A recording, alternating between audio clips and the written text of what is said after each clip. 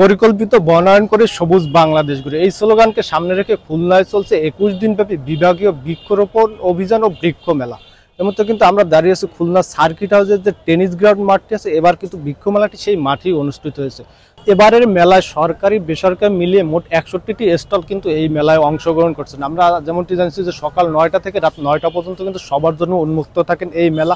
আমরা যেমনটি আরো দেখেছি যে পরিবার পরিজন নিয়ে কিন্তু এই মেলায় ঘুরতে আসছেন এবং ছোট ছোট শিশুদের নিয়ে কিন্তু আসছেন। তারা এই যে গাছ আছে মেলায়, সে বিভিন্ন গাছের সাথে কিন্তু তারা পরিচিত হচ্ছেন, এমনটা কিন্তু আমরা দেখেছি।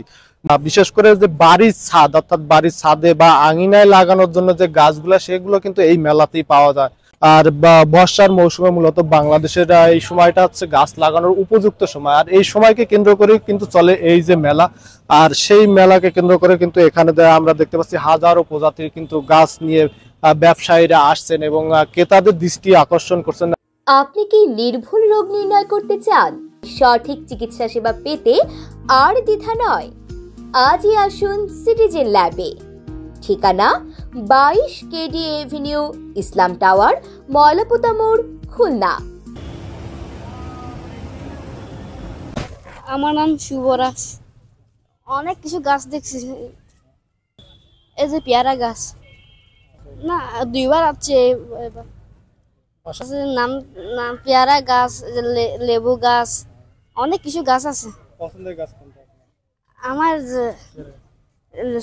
লেবু গাছ বেশি পছন্দ করি। গাছ দেখার জন্য অ্যাকচুয়ালি আমার ছাদে বাগান আছে।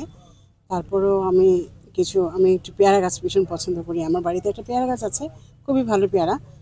সো এখন ভাবলাম যে আরেকটা পেয়ারা গাছ নিয়ে যাই। সো এটা এটা ভিন্ন রকম বলছে তারা, এখন জানি না কেমন ভিন্ন, ভিতরে লাল বাইরে সবুজ। মাধুরী পেয়ারা গাছ। তো এটা এনাদের কাছ থেকে শুনলাম, তো মাধুরী পেয়ারা গাছটা কিনলাম ইচ্ছে করে, যেহেতু আমি আরেকটা গাছ নতুনত্ব আছে সেই জন্য। আর আমার তো লেবু গাছ অনেক প্রিয়। লেবু যে আমার ছেলেটা বললো যে লেবু গাছ খুবই প্রিয় আমার। লেবু থাকলে অনেক সারা বছর খাওয়া যায়, আর পেয়ারা গাছও সারা বছর খাওয়া যায়। এই তা ভালো লাগছে, অনুভূতি অনেক ভালো। এরকম প্রতি বছরই হওয়া দরকার এরকম গাছ, কারণ আমাদের মেলা হওয়া দরকার। মেলার মধ্য দিয়ে আমাদের সন্তানরা অনেক গাছ চিনতে পারে। আমি ক্লাস 6-এ পড়ছে, কিন্তু গাছ চেনে না, তাকে গাছ চেনানোর জন্য আমি নিয়ে আসছি।